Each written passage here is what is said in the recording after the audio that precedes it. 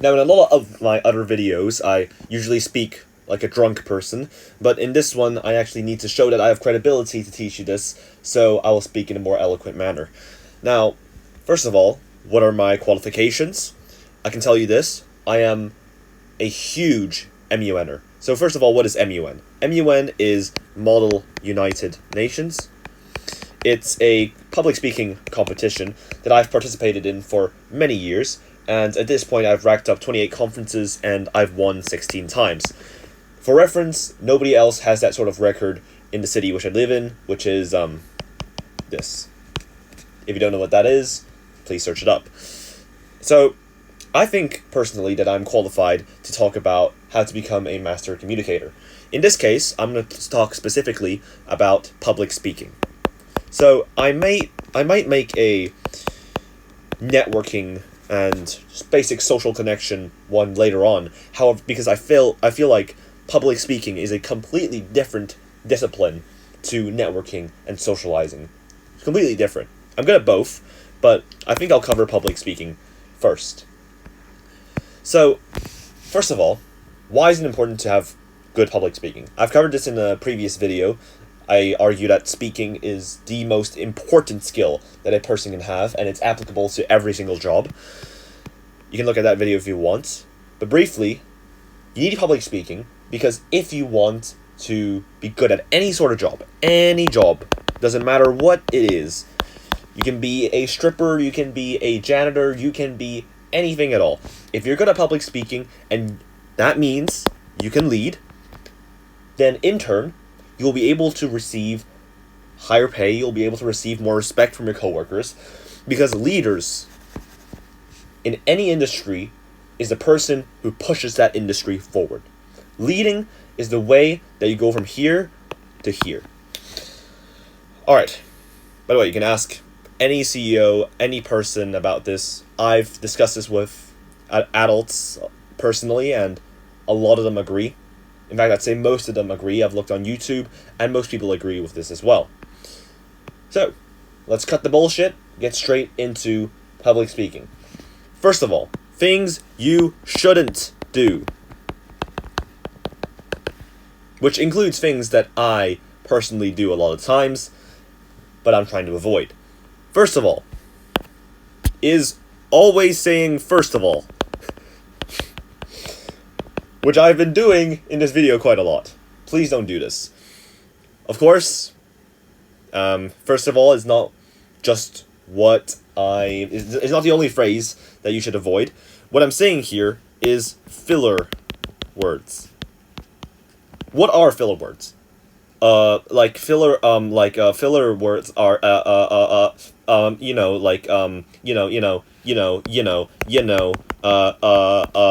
like that type of stuff.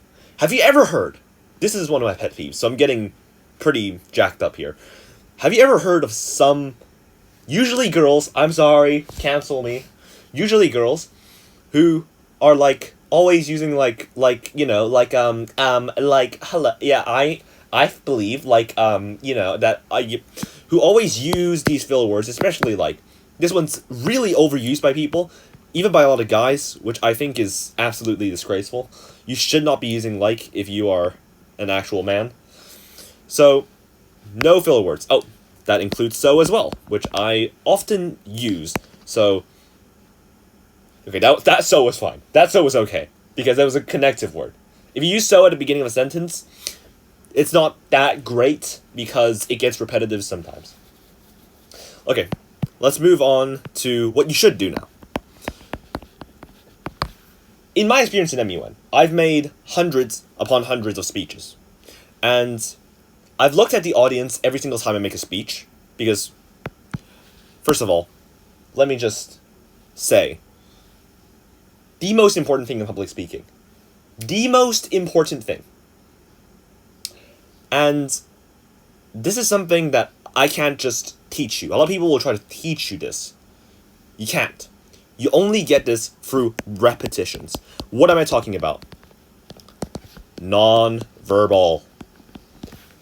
Of course, you have to understand the basic stuff. Alright, hand gestures, eye contact.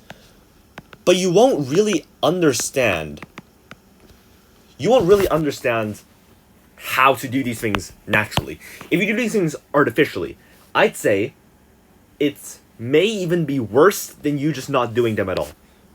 Because you, leaning against the wall, looking down, is at least your genuine self, and people can respect that.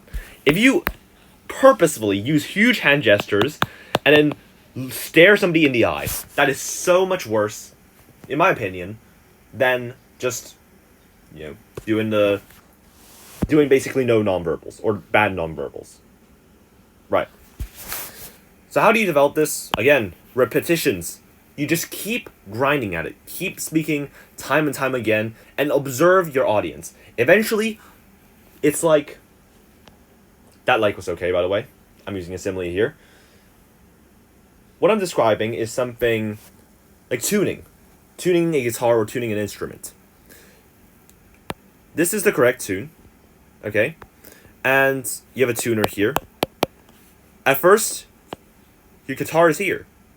Your guitar's sound is here.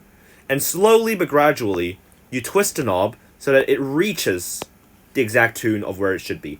You're getting in tune. It's the same thing you're doing here. You're getting in tune with the audience. You can only do this for repetitions. Just speak to people. And, importantly, observe. Next point. What should you actually say? In a lot of public speaking competitions, what I've seen is a bunch of people will just list off a billion points. They'll say, oh, X, and then they'll say Y, and then they'll talk about this. Completely separate things. When you are a public... Let me just give you a visual for this. When you are a public speaker, you want to do this, not this. What does this mean? This means that you cover many things. However, you focus on one thing. You focus on one thing. Here, you're generalizing. You want to be this, you do not want to be that. You don't want to cover a bunch of topics because, honestly, this is all supposed to be the background for something important. If this is a food, this is like the sauce, and then this big part is like the steak. You can't have the sauce without the steak. Doesn't matter if there's a whole gallon of sauce. If there's no steak, it ain't a good meal. Here, you're getting the sauce and the steak, right? And you're not getting as much sauce, but you don't need that much sauce. If you get the analogy I'm getting at here, I'm saying you need to focus on one singular thing. Focus is the key point. And sometimes, some people can pull it off. You can do two things. But make sure that they're all in the same thread. One single thread. One single topic. And go deep on that topic. Everything else is just background. And some people say, oh, but what if, I have a lot of good arguments. Well, you gotta think about observing the audience again. The audience ain't gonna remember much. The audience is stupid. People have short attention spans these days. You need something that they can remember forever. Moving on. In terms of what you should say during speeches, as in techniques, I think there's a lot of videos on that in YouTube. I will personally give you what has been the most effective from what I've seen. And from what I've heard. Because I've heard a lot of speeches. I've made a lot of speeches. I've heard even more. So, see, made a mistake there. You need, first of all, to give analogies. I've been giving a bunch of analogies in this lesson. And I think that analogies not only make you seem smarter, but it lets people understand things more easily. There are some things that are incredibly hard to fully understand what you're saying, but then with analogies, it just clicks. It's like, yeah, I get it. For instance, I watched Dr. Mike, right? And he talked about how you don't need that many vitamins. Your body only needs a set number of vitamins, and you don't need any more. He described it as building a building. If you're going to build, say, like this building, and you give just enough building materials, they're going to be able to finish it in X amount of time. Now, if you're going to build the same building, but then you're given 10 times the building materials, are you able to finish it faster? No, it's still going to take X amount of time. It's just you have a bunch of leftover building materials you don't need. Some analogy like that, you can think about it. It's hard to think of analogies first because it requires you to kind of be cross-disciplined. You can't just be good at one thing. You have to be good at many things and be knowledgeable in many things.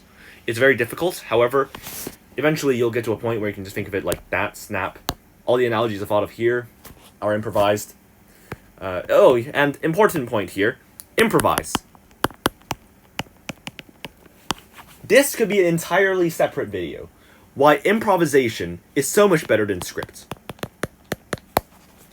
I'll just say, briefly, it's much more applicable, first of all. Much more applicable. When in your life, in an actual situation, are you going to be able to prepare a script for an entire day and then read it out to somebody? None. No. In a business meeting, if you do that, people will be like, oh, come on, this guy. Oh, Jesus Christ. Right? You'll be to try hard. Improvisation, that's what shows your intelligence. There is no person we consider intelligent, whether it's in the movies, right? Some smart guy in a movie. They never go onto some script because that doesn't impress people. Your ability to think on the spot, that is impressive. And that's what trains your mind. I'll make a video on that in the future. In any case, analogies. Yes.